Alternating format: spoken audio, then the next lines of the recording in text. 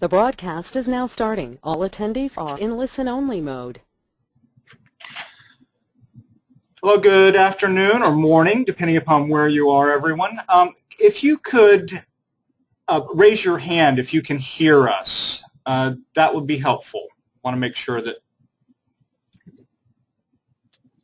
I see 2 hands raised, 3.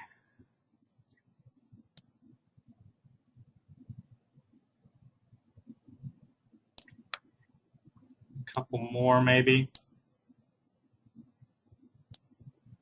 There's Tracy.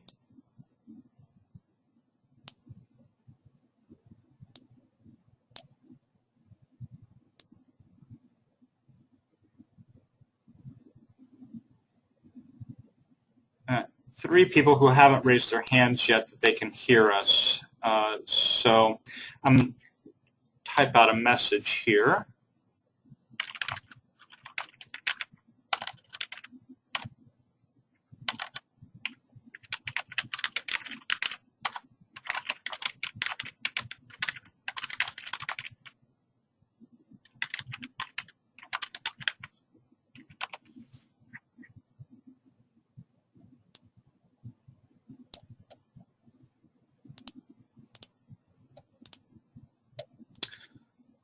Well, I think we ought to just go ahead and get started. It looks like we may have a couple people who may or may not be able to hear us. So with that, I think I will turn it over to Tiffany, who's going to begin with our introductions.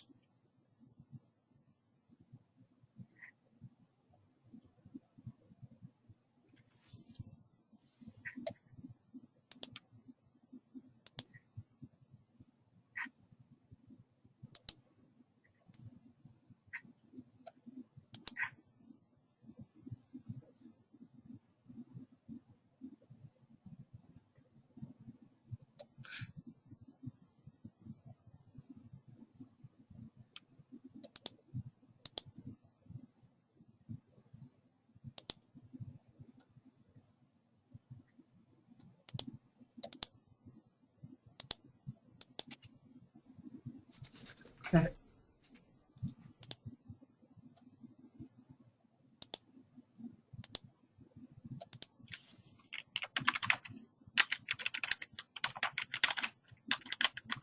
Have to do it. Okay. Can you hear me now?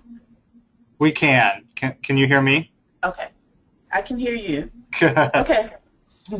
Welcome, everyone. As you can see, we are still working on getting the bugs out, but we're glad that you have joined us, and we're very excited about the beginning of this program. This has been a long, hard fight for us to get you here, and we are certainly happy that you're not only here, but that you are really great fellows, and we're looking forward to working with you for this coming year.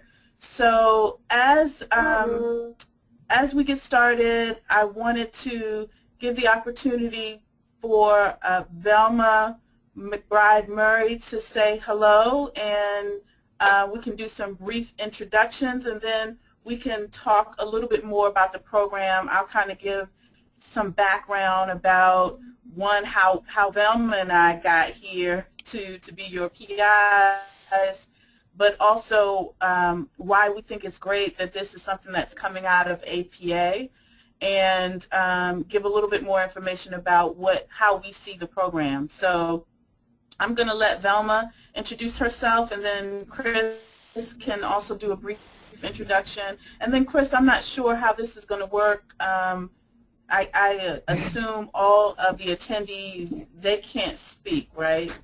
I'm going to try to, I think what we should try to do is unmute them one at a time, and I can call out their name, and we'll see if this works, and allow them to speak one at a time.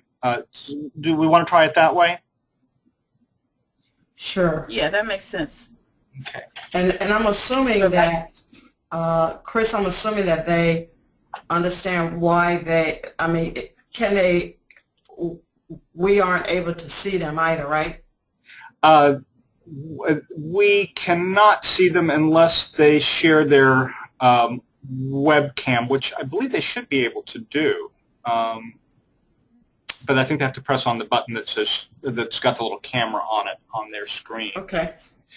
Yeah, so that may be good to, as you're introducing them, to just remind them to do that if they're okay doing that. And they may not be able to. We'll have to check and see whether I'm looking at the options next to their name, and I don't see a little camera next to any of them. So we may have to work on that a little bit.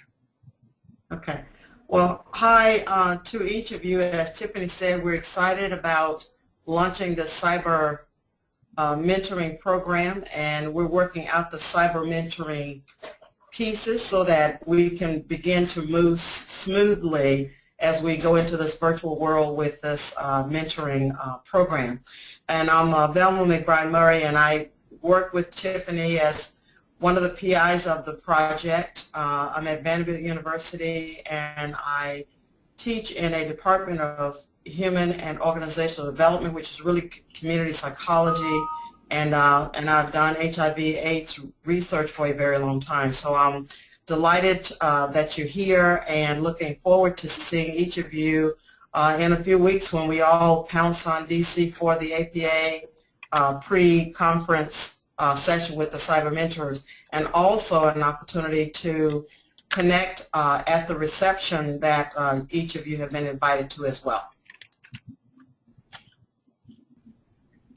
Okay, and thank you, Velma. And Chris, if you wanted to go ahead and introduce yourself, I'm sure most of them know you better than either of us. But if you wanted to do a brief introduction, and then I will take it from there. Absolutely, yes. My name is Chris Nettles, and many of you know me. Unfortunately, you can't see me today because my desktop wouldn't allow me to start my webcam. So I apologize for that. I joined the American Psychological Association just especially for this particular program. Tiffany reached out to me a while back, a couple of years ago, saying that they were planning on submitting this grant renewal, and if I would be interested in this, and I said absolutely. I have an ABD in my doctorate, and hoping to be defending here in the next few weeks. And the subject matter, both HIV/AIDS prevention and the combination with technology are areas of passion of mine. So I was thrilled to see all of you as part of this program, and I look forward to supporting each and every one of you as we move together in this journey. Great. Thank you, Chris. So I'm Tiffany Townsend. I'm the Senior Director of the Office of Ethnic Minority Affairs. This project, Cyber Mentors, was a project that was developed by Dr. John Anderson, the late Dr. John Anderson, who was the director of the Office on AIDS. And unfortunately, we lost him recently, but this was one of his babies. I mean, he was very excited about this program, and it was important for us because we know the benefit of training scholars to do this work. We were very clear that this was one of his legacies that we wanted to see move forward.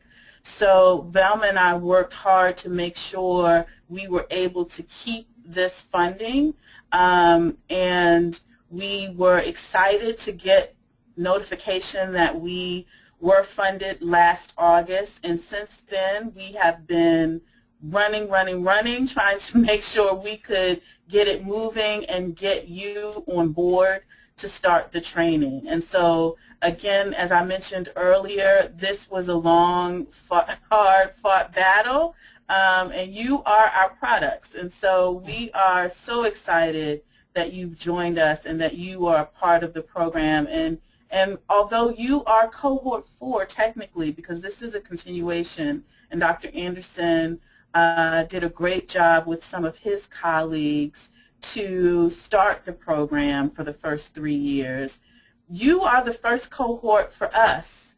And so We are excited. We certainly want to continue the strong legacy that Dr. Anderson John left for us, but we have some exciting new things. And what we're going to do today is talk about the history of cyber mentors, but also the new direction that Velma and I, and with the solid help that we get from Chris. I mean, we really couldn't do it without him as far as technology, because I'm still calling it tweets, Twitters, well, I don't even know. So if it weren't for Chris and his tech savvy, I think Velma and I would be at a loss. So he is hugely important to us and a very big part of our implementation team. So we're excited that he is here. One of the good things I think it's important to point out is that I'm the administrative PI here at APA. The money was given to APA, and Velma is the scientific PI. But I don't want you to see it as that strong a demarcation, because before my life here at APA, I was on faculty at Georgetown and Penn State prior to that, and my work was HIV prevention.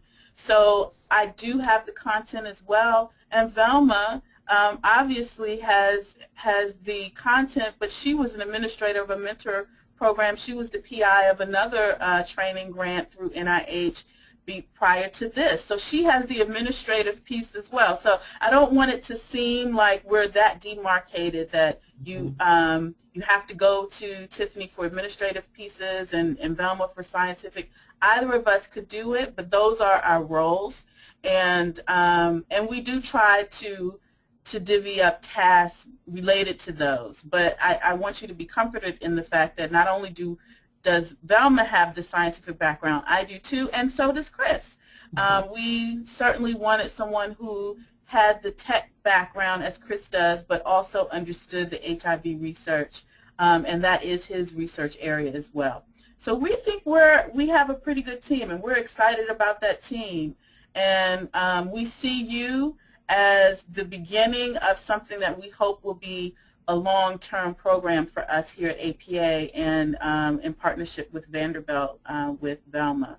So so that's kind of our welcome, and we can talk more, and I will certainly talk more about the program, but I wanted to hear from you, and we can do very brief introductions. Chris, if you can manage that, that would be great. Yeah, I think what we'll do is I will try to unmute each person one at a time. When I call out your name, we'll see if this works. See if you can introduce yourself to the group, and then let me know when you're done, and we'll go on to the next person. So, Aisha Rousseau, are you want to try and say hello? Can you hear me? We can. Yes. Fantastic. I am Dr. Aisha Rousseau. I'm an assistant professor at the University of Arizona in the Disability and Psychoeducational Studies Department. My specific area of research is African American women living with HIV and AIDS. Great. Thank you. Good to hear from you. I'm going to mute you again. Welcome. Welcome. Yeah, I'm going to mute you. Okay. Thank you. Gina, we're going to give you a try next. Can you hear me? We can. Yes, we can. Amazing. I'm sorry if I missed sort of the key elements to be able to identify. Are there particular things you want to hear from me? No, just your name, where you're from, just kind of a brief introduction so we can get a sense of who you are. Sure. So I'm Gina Signoracci. I'm a rehabilitation neuropsychologist, and I function as a clinical research psychologist at the VISN 19 MIREC at the Denver VA. And the MIREC stands for Mental Illness Research Education and Clinical Center. And I am looking at the intersection of various aspects of HIV, such as cognitive functioning and other physical functioning, and how that intersects with risk for suicide. And so I've had a couple of studies going on around those things, and look forward to learning more about how to advance this line of research. Great. Thank you, Gina. Thanks, Gina. I'm going to mute you now and move on to our next person, which is Jason. Jason, are you there? I'm here. Great, we can hear you. Wonderful. My name is Jason Gines. I am a second-year assistant professor at Penn State University, and I'm very excited to be in the program. Let me just say that. And right now I'm at the beginning edges of looking at the impact of HIV and AIDS and those re-entering from incarceration, particularly from state correctional institutions, and their sort of acquisition of the HIV and AIDS virus while incarcerated, and then the subsequent spread of that HIV virus in community, and looking at the phenomenon of being gay for the stay and what that means for African American men as they're incarcerated, and then what it means when they return home and don't consider themselves technically as gay, but still engaging in the practice, and then with their partners, female partners, spreading the virus. So just looking, I'm really at the beginning stages of it, so excited about all the expertise in HIV and AIDS arena that is extant within Cyber Mentors. So just excited. Great. Thank you. Thank you, Jason. I'm going to mute you, and then we'll move on to our next person, which is Jennifer Brown. Hi, Jennifer. Hi, can you hear me? We can. Oh, good. This is Jennifer Brown, and I'm an assistant professor at Texas Tech University in the Department of Psychology. I'm a clinical psychologist by training, and prior to coming to Texas Tech, I was at Emory University in the Rollins School of Public Health.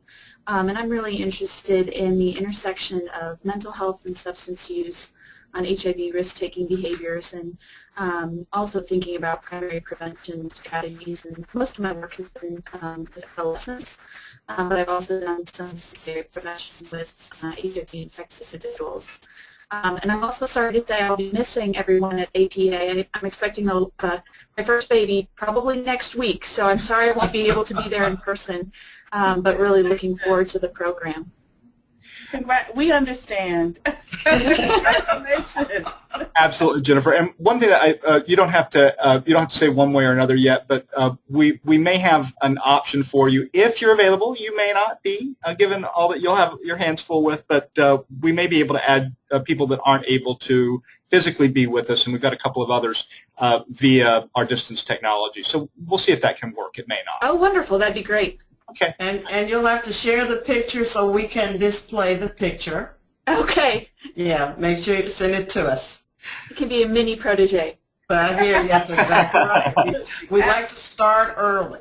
That's right. Thanks, Jennifer. I'm going to mute you now, and we're going to move on to Julie. Julie, are you there? Me? Can you hear me? Yes. Very Hi. lightly.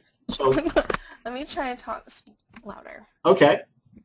Or maybe, is your speaker up high enough, Julie?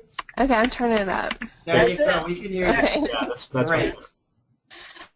I'm Julie Zuniga. I'm a postdoctoral fellow at Emory University at the School of Nursing, and my focus of research right now is on self-management of multimorbidities in people living with HIV and AIDS. And that's kind of it. Thank you, Julie. Thank you, Julie. I'm going to put you back on mute, and I'm going to move down to Sarah. Sarah, are you there?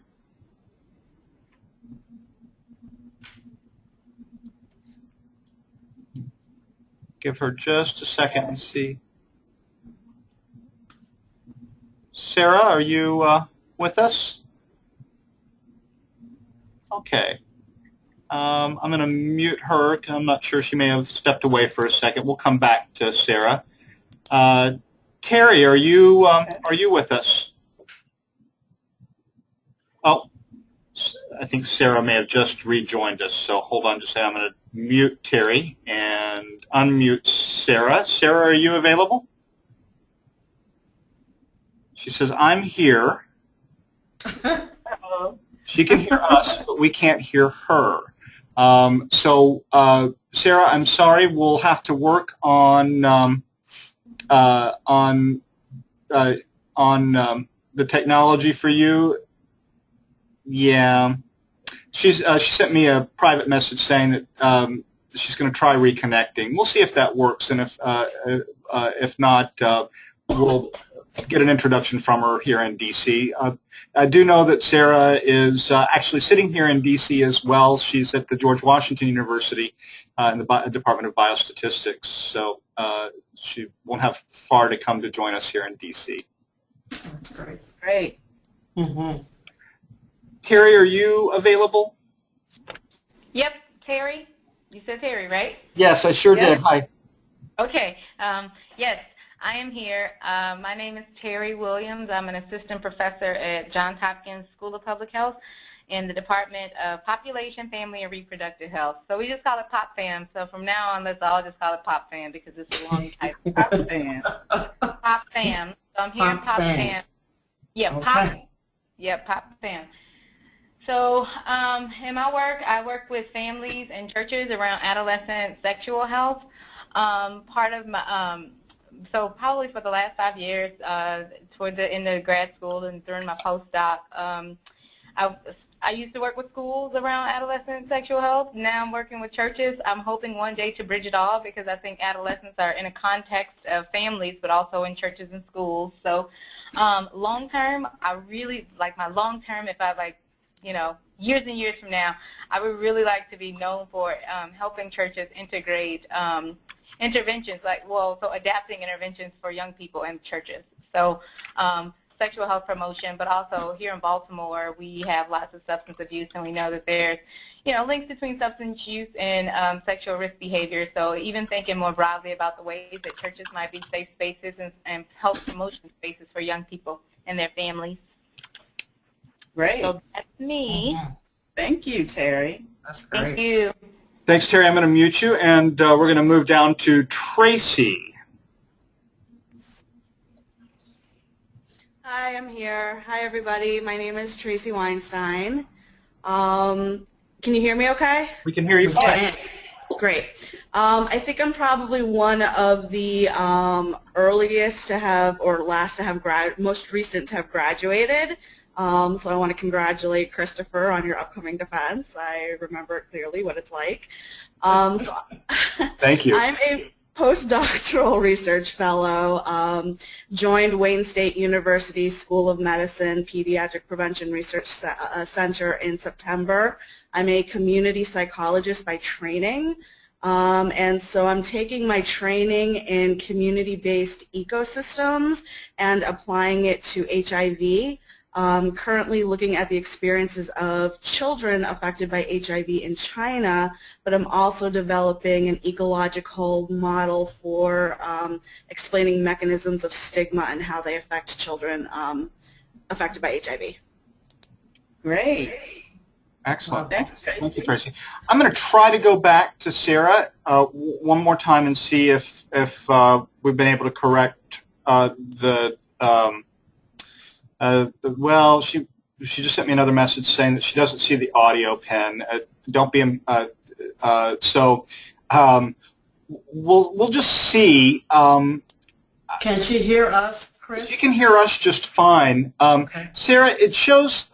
Is your computer microphone unmuted? Because that's what it shows that you're connected with. But yeah, that may be the problem, and it's not giving her a pin.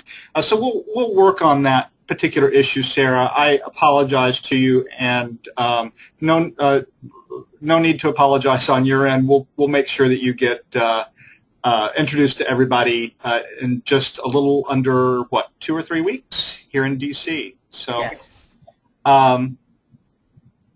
Sarah says, hi, by the way, Sarah says hi to everyone and look forward to showing you around D.C., she says.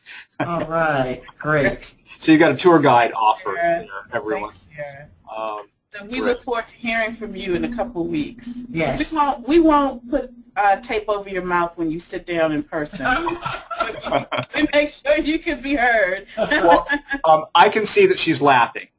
So quite literally, she just sent me a message saying so. So thank you. Is that everyone, Chris?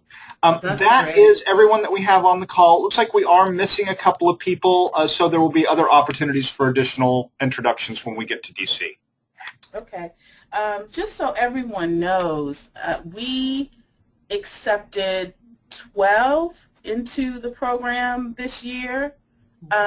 So there are 12 fellows. There'll be 9 in attendance at the pre-convention workshop. Is that correct, Chris? That is correct. Yeah. So you have a cohort of 12, which is a pretty decent sized cohort. We're excited by that. We're trying to go between 12 and 15. So we don't want it to be too big, but we want it to have enough where you have peers, a cadre, a good critical mass of peers that you can work with and talk and bounce ideas off of. So just as an overview, many of you know the Cyber Mentors program is an NIMH-funded training grant, and the goal of it is for us to assist early career scholars become independent researchers in the area of HIV. And we want to focus on those who are doing work in communities that are particularly affected by the infection. So we're looking at communities of color and underserved communities in particular. And we also have a special target to try to recruit scholars of color in addition to those who work in communities of color, but also scholars of color so that we can increase the number of scholars of color who are independent researchers and who are getting funded from NIH. So the goal is for you at the end of your 2 years with us to submit an application to a federal funding agency. We'd like it to be NIH, but we are very clear that there are other funding sources as well. And so we pair you with a mentor that has a lot of experience receiving funds. They're senior scientists in their area, but they also have a lot of experience getting federal funding. And we pair them with you, and you together with your mentor will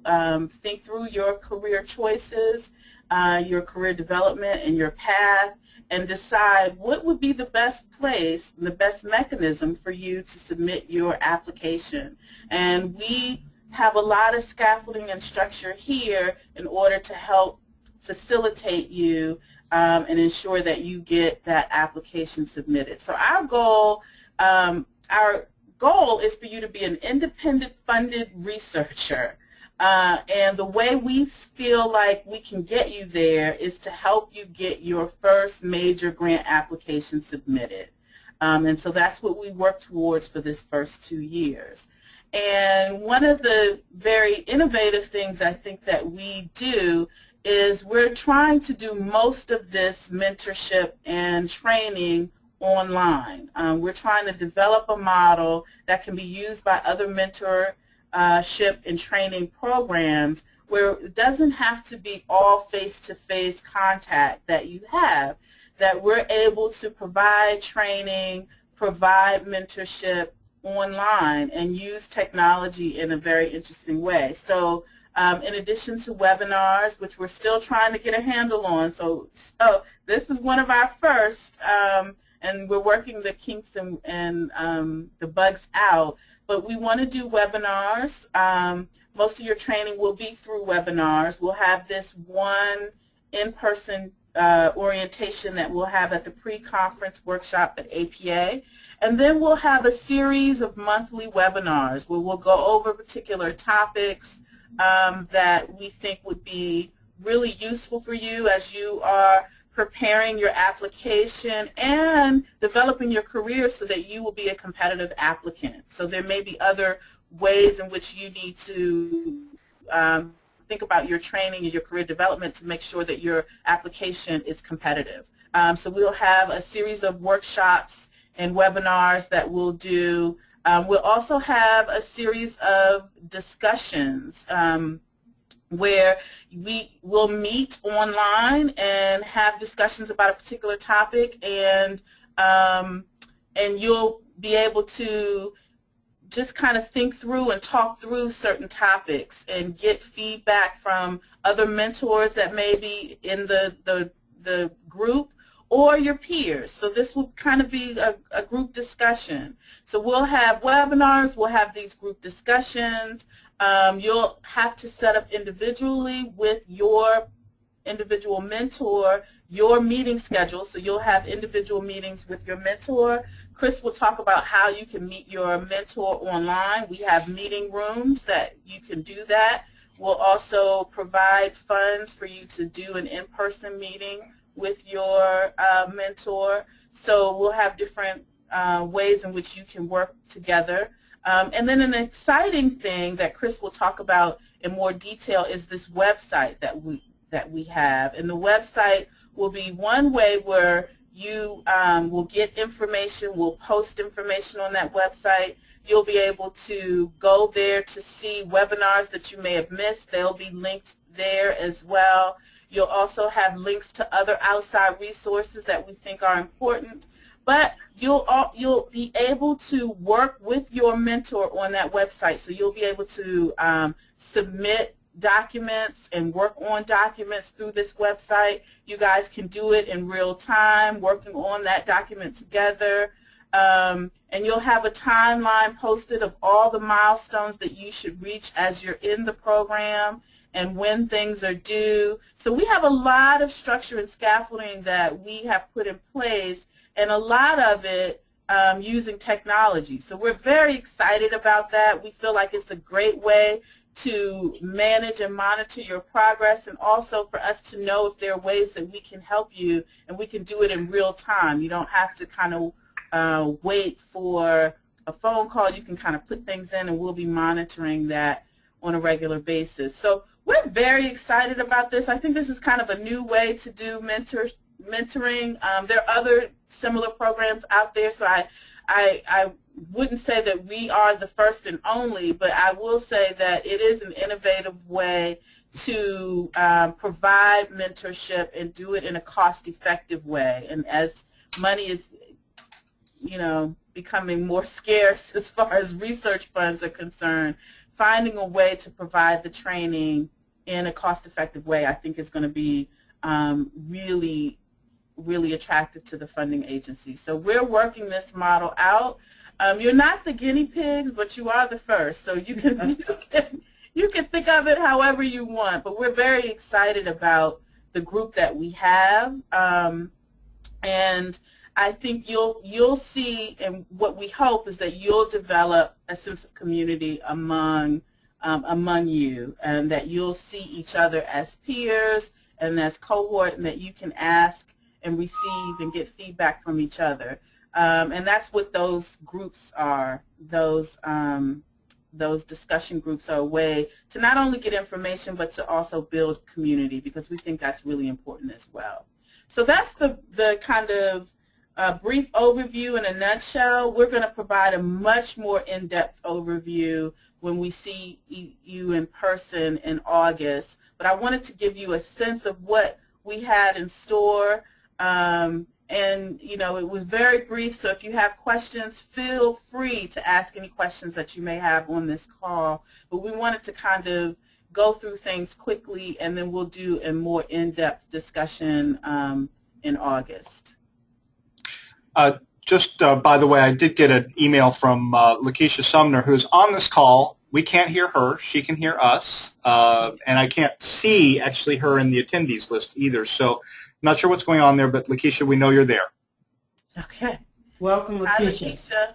Hi, Lakeisha. Tiffany, do you want to briefly mention the potential, our collaboration with the folks at Yale, or should that be something we'll talk about later in terms of potential pilot funding? So we're definitely going to talk about it more, but I'll briefly talk about it now. Just as Velma mentioned, there are a couple of things that we're going to do. We're trying to start partnerships in order to leverage our resources and to increase the amount of opportunities that we can provide you. And so one of those partnerships that we're trying to develop is a partnership with a similar HIV training program out of Yale University, and it's with Dr. Barbara Guthrie. She's the PI for that program, and what we're going to do as far as the partnership is we're going to provide opportunities to each of our proteges for each program. So in other words, she's going to provide some of the resources and opportunities for her program to our proteges, and we're going to do the same for her proteges and mentees.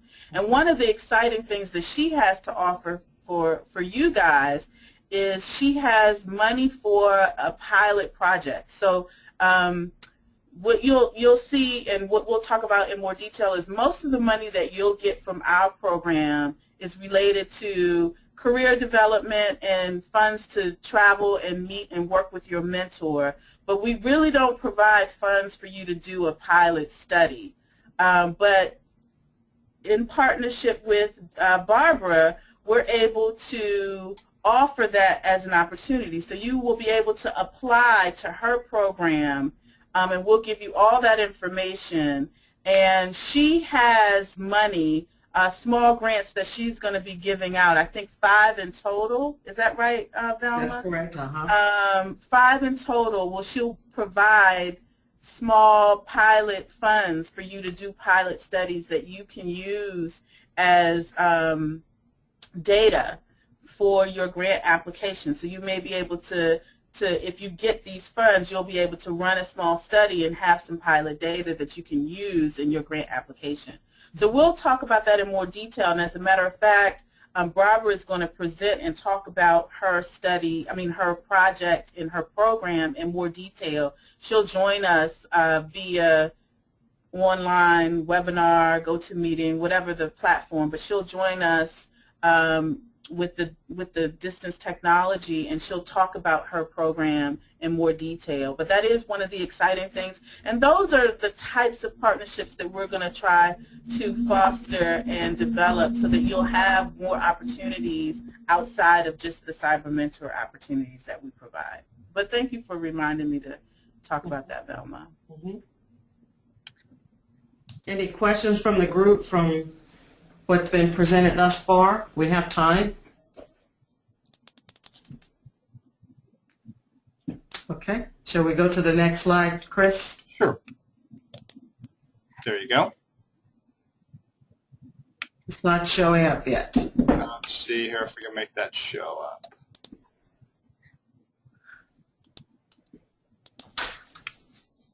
Okay. So the next part of the presentation, we're going to give a brief overview of the timeline and the deliverables that so that you guys can be planful about how to begin structuring your training program. So the first, you can see that there are quite a few things occurring the first 4 months, and one of which is today's orientation webinar, and then Chris will talk with you later about how to make contact with your mentor, but that should be done as well during the first 4 months, and developing a career plan. And we're going to put some information that you can have access to in terms of ways to guide your a template for developing a career plan. And then you work with your mentor in establishing your own individual timeline between now and 2 years, the 24 months, so that you can have a way of individually meeting various milestones. And then the ultimate goal would be, of course, for you to be able to have your grant ready to submit within 24 months. And to move you along that process, what we're asking each protege to do is to send a monthly progress report to Tiffany, Chris, and I. But along the way, it's just for documentation and also for us to make sure that you're receiving the kind of support that you need to move through this grant development process. We also have a way for you along the way if there are some troubleshooting issues that you run into with your mentor, because sometimes we get really busy as senior scholars and may not be providing the kind of attention that's necessary to move early scholars along. And should any of you run into any of those kinds of problems, our implementation team, which is Chris, Tiffany, and I are available to help you with that. But the monthly reports is a way for us to know that you've been in touch with your mentor and that you guys are moving along. Then the other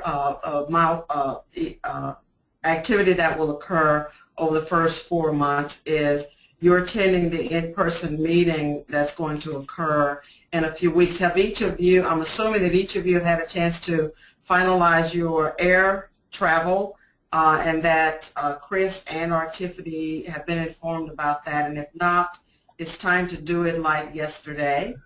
And then we'll move across to the 5th and 6th months, and it's again, you can see the kinds of activities that's going to be associated with each of those month interval periods. And then things get to be a bit broader in terms of a 6-month interval that will occur where a lot of your time is going to be spent working with your mentor on your grant application, as well as receiving training through our monthly webinars. And then you can see that things begin to become even more heavily concentrated in completing aspects of your grant application, with a mechanism for you to receive feedback along the way during this time, so that by the 24th month you'll have a very competitive grant application to be submitted. But it's really it's a fluid timeline, in that some things may occur much earlier or later than other activities, depending on where you are and what your other responsibilities are. But the main goal is for you to be able to have that grant to submit. And then at the end, during the 12th and 18th months, so at the end of this period, we're going to have a mock review so that you guys can have a chance of seeing or experiencing what might happen or what does happen when your grant is actually reviewed at a study section meeting, and get a sense of what what that process is like, and also an opportunity to really see that what you don't include in your grant application you'll be held responsible for, which is a quote that I always say to myself as I'm writing a grant. If it's not in here, it should be in here, then you're going to be held responsible for it not being in there. So, but anyway, this gives you a sense of how we've captured a way of moving through this 2-year program by separating things out in various monthly intervals with the concentration of activities that will occur within that time period. I see that we have a hand raised by Terry Williams, and I'm going to unmute Terry and see if he's got a question. Terry? Yes. You have a question? I do. So I'm looking at the timeline, and I am in an environment where we are, well, I am always submitting grants. So I'm wondering if there are ways that, so I'm sure I'll be able to talk to my mentor about this, because by month 24, I probably will have been expected to submit maybe like 6 grants. Okay. Wow. So I don't know. This is soft money, and it's just like what we have to do. So I'm just wondering if you guys have any ideas about, or advice for me in talking with my mentor. I mean, he won't be my only mentor. I have a ton here as well. But do you have any guidance for me? And should I work on one grant with him only, or should I try to get his feedback on all the things that I'm doing? Or any advice that you have for me maximizing my relationship with my mentor through this program would be greatly appreciated. Mm-hmm. Well, you know, my initial thought is what you may want to consider, Terry, is having a targeted project specific to the Cyber Mentors program. Okay. And in that way you can receive real targeted, concentrated assistance from your mentor on that project, so that he or she doesn't feel really spread thin. And so that because we're going to count a grant application that has been directed toward your efforts with this program. Okay. But I can appreciate what you're saying. But it's also something that, because you may have a mentor who's in a medical setting where this is really the way life is. And so if you find that situation, then again, I would say work that out with him or her, but think about which one you want to really focus on for as an accounting being, if you will, for the Cyber Mentors program. Okay, thank you. Tiffany, I don't know, you may have a different take on it. No, I was going to say something very similar, that we will only expect one for this particular program. But having been, speaking from someone who's coming from a medical setting, so I get you. I understand that whole environment and the kind of push to keep submitting. One thing you definitely want to do is talk with your mentor and decide what type of relationship that person is going to have. Okay. So if that person is going to just be a mentor for this program, that's one thing. Or is that person going to be more of a career mentor as well, or someone who can help you structure and navigate getting funding through for HIV work more generally? And I know for me, there would be several projects that I would submit, and they were all very similar, right? So they were that sounds like my life. Yeah. So, I mean, you had one project, and then it was an offshoot of that and an offshoot of that. So work with your mentor, because they may be able to, if there's other projects that are very similar to the one that you were working on for Cyber Mentors, they may be able to give you some feedback on that as well, or give you some ideas about how you can best manage your time trying to get all these different applications out and things like that. So you certainly do want to use their feedback as far as career development. But yeah, we're only going to count. Okay. Well, no, let me not say that, because we will count as many as you submit. Exactly. You got it. Understand. It just makes us look better. Right. It looks good to us too. So don't get us wrong. If it's HIV related and you're doing it related to your work here, we will certainly count it. But the expectation is that you would submit one. Okay. You know, I want to advance an issue that Tiffany mentioned earlier, and that is thinking about this at your career development plan. And for some of you, you may have as your plan to get a group of papers out, publications out in the midst of this process of being mentored through this 2-year grant project. And so it could be that those would be opportunities as well to work with your mentor, as well as all of the mentors really that's part of this. It's a pool, a family, if you will, of resources available to you guys. And it could be that some individuals some of the mentors may have existing data, that for those that don't already have existing data may be able to use in order to get some publications out. But to really think about, and one of the things that we may want to do, and I'll just mention this to Chris, and that is, if there's a way for us to get a summary of our mentors' data sets and whether or not they are available for our proteges to consider utilizing as a process of their career development. I will talk with the mentors about that, definitely, or I think we all three can. Okay. We can all talk about that during our orientation. Yes. Absolutely. By the way, I think Sarah has audio now, and I'd like to give her a chance to introduce herself if we got a little quick second. Sarah, are you there? Can you hear me now? We can. Yeah. Fantastic. Thanks for waiting for me. Ironically, I'm the tech person on my floor, so I'm kind of embarrassed by this. We won't tell them. Thank you. I have my door closed. So, as Chris mentioned before, I'm just down the street from Tiffany and Chris here in Washington. I'm at George Washington University, and I'm in the Department of Epidemiology and Biostatistics, but I'm definitely more an epidemiologist among those two things. And my research focuses primarily on the young MSM population, both with respect to HIV risk, but also I have a focus on non-HIV STDs, and so I'm hoping to look at some tech-based interventions to prevent both of those. So I'm really excited to meet everyone. This sounds like a great program. Great. Thank you, Sarah. Thanks, Sarah. I'm muting you again. So I'm very mindful of the time. It's 1:52, and we are scheduled to meet until 2 o'clock. So I know we have several other things on the agenda. So let's kind of move through.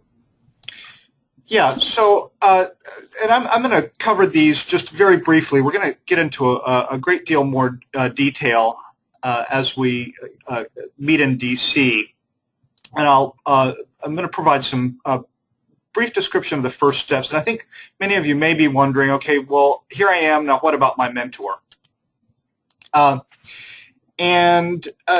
We have some orientation to do with your mentors as well, and we are in the process of getting that together, and we'll be talking to your mentors immediately after the August 6th and August 7th networking events here in DC. The short answer to that is that you are welcome to email your mentor and introduce yourself. However, it probably is best to wait to schedule your first meeting until after we've had an opportunity to provide some orientation for them, because we're providing them some materials on how to best support you during this process. I'm sorry, I'm also kind of keeping an eye to see whether there are any questions here. In terms of the mentoring agreement, we are strongly suggesting that you actually develop a contract with your mentor or between you and your mentor. And we will have in the community webpage a document that provides a template and kind of boilerplate language that you might want to develop further with your mentor, so that there are very clear agreements around how often you meet, how to resolve conflict that may come up between the two of you, and exactly what that relationship will look like. And some of the things that might be in there were issues that were discussed by Tiffany and Velma around whether that mentor supports you from a broader career perspective or just for this one grant. So those are the types of things that will want to be in that mentoring agreement. Now, Terry just asked a question about when is the mentor orientation. Curious because she wants to know when's a good time to reach out to the mentor. We have a poll going on about when they'd like to do it, but we are planning to do it the very week after APA convention. So we will let everybody know that that has taken place and that it's a good time to actually schedule with your mentor at that point. I do want to invite Tiffany or Velma to, you're unmuted, so if there's anything that I leave out or you want to add on to what I'm saying, please feel free to chime in. Okay. Yeah, sounds good. And the next question that was just asked is, do our mentors have copies of our application packets? In other words, how much information do they have? Yes, they did not have. We did not send them your complete application package yet. What we did send them was the research question that you proposed as part of your application process. We realized that will probably be refined as you move along, as well as your CV. So that's what they have in hand right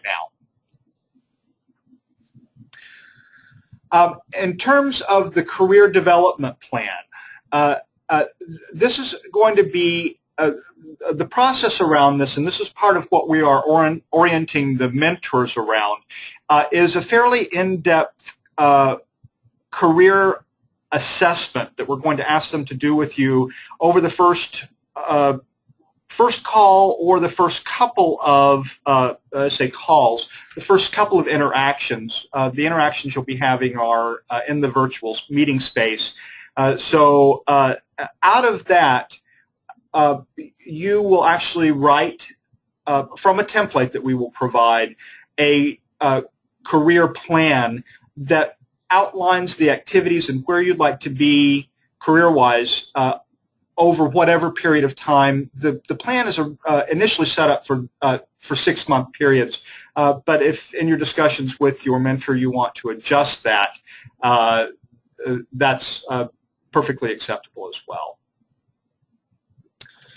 Any questions about the career development plan? So I'm curious about the general level of buy-in from the senior mentors. How were they selected?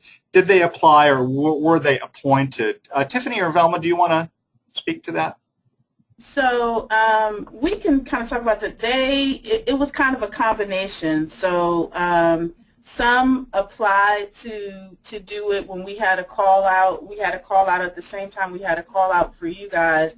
We had a call out for additional mentors.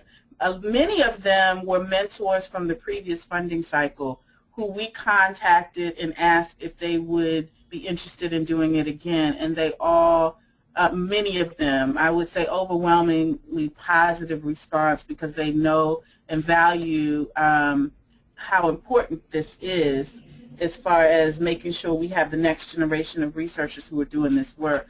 So, so yes, we did put out a call. We did kind of examine the CVs and the work of the mentors to make sure we had a good fit between you and the mentor. And some of them, some of your matches are matched based on content, and some are matched based on where they're working. So content and, you know, are they in a medical school? Are they in an academic setting? That kind of thing. So we had several different things that we tried to keep in mind when matching you. So I hope I answered that question. Velma, did you have anything to add? No, that sounds good. I've got a slide up that just gives some brief ideas on the contract items to consider, and I think these are fairly straightforward, but we'll be providing additional information about this as we move along.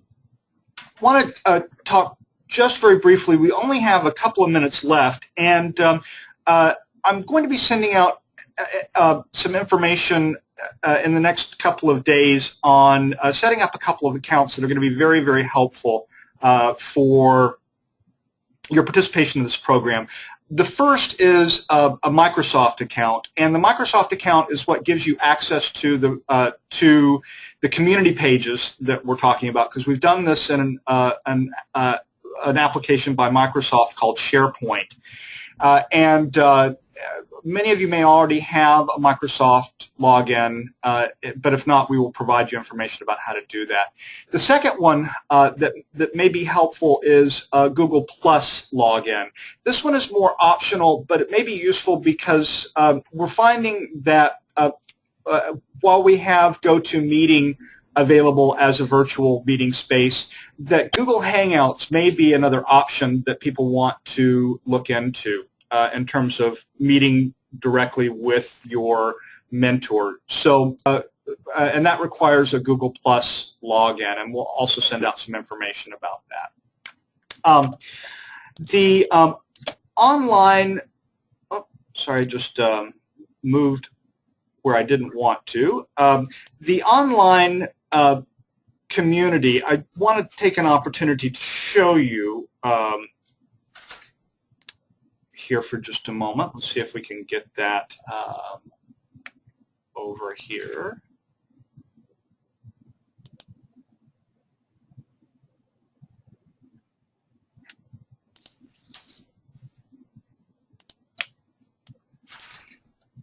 Well, what we will do first, I may have to work on showing you the online community because it doesn't want to seem to come up at this point. But we also have a social media presence in Facebook, LinkedIn, Google+, Twitter, and we will have one in YouTube that will allow you to access these webinars, so you can watch these webinars if you're, for some reason, not able to attend. So if you have logins presently in Facebook, LinkedIn, Google+, or Twitter, and the Google login will also automatically give you access to YouTube, please come and like us or follow us You'll find us under APA Cyber Mentors if you do a search.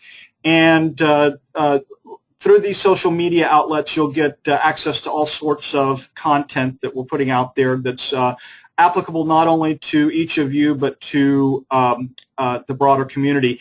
Our Facebook, we'll see how many people are interested in using Facebook, but if there's an interest, we can also set up in each of these areas a private community available for all of us to interact.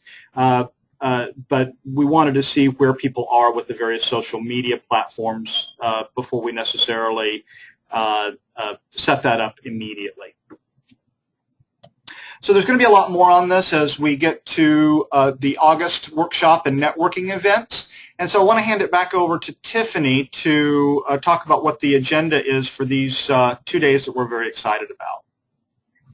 Okay, so we have activities for most of the day on the 6th and several hours in the afternoon on the 7th. So on the 6th, we'll begin with a welcome and an introduction, and really that's going to be a time for us to get to know each other as people and not just names that we've seen on paper or even faces that we've seen on the screen. We think that even though this is Cyber Mentors and we're doing a lot of distance communication and interaction, that it's important that we develop a sense of community. So that'll be a time for us to talk about developments that are going on for you as far as your career, but personal as well. We want to get to know each other. So that's what we'll do in that beginning. And then we'll go into introducing the program in much more detail. And so that will have a couple hours to do that. And then the afternoon will be an ethics workshop. We have to provide you training and ethical research. All training programs have to that are funded through NIH. And so we're going to have a 2.5-hour workshop that afternoon to start your ethical research training. And we'll have follow-up of that training in webinars throughout the course of your time with us. And so that'll be the afternoon. And then we had talked about doing dinner together, so we would do dinner together that evening. And then the next day, the morning breakfast and lunch, you're on your own. That will be the start of the APA convention. Hey, Chris is here. So that'll be the start of the APA convention. And then that afternoon, we have additional presentations. We'll have a presentation by Dr. David Stoff, who is the chief of the HIV branch at NIMH, and so he's going to present on grant writing and that whole process, the process for review and everything, information that you'll need to know. And if you haven't had a lot of experience with grant writing and submission, this will be a really good workshop to definitely make sure you're there to attend. And we're working on, and this will happen, we'll have another presentation. We're just not sure who, but we'll have another presentation on just how to set up your relationship and get the most out of your relationship with your mentor. We feel like that's important. It's not just enough for you to be there and to be paired with a mentor. It's really important that you think strategically about how you relate with that person and how you set up that relationship. And so we're going to have and how you prepare yourself to be ready for that mentorship. And so we're going to have a session on that as well. And then we'll end that day with 2 networking events. You'll go to the Committee on Psychology and AIDS, the COPA Awards ceremony, where you will be introduced to the world as the new Cyber Mentors proteges. And then you'll have an opportunity to network with some major researchers in HIV research who will be attending that ceremony and social.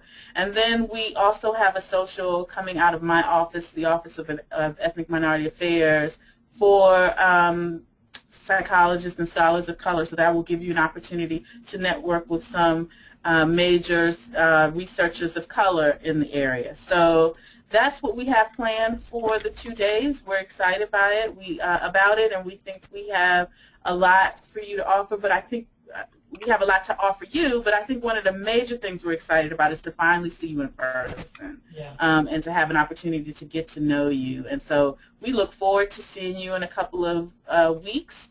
And if you have any questions about that, I know you're working with Chris to get your travel finalized and confirmed. So definitely do that, and we look to see you in a week or so. One other thing just related to that that I have not sent out to you yet, but all of you do have your hotel reservations are taken care of, just in case you want to know, and I'll send you specific details, but all of you are staying at the Renaissance Hotel.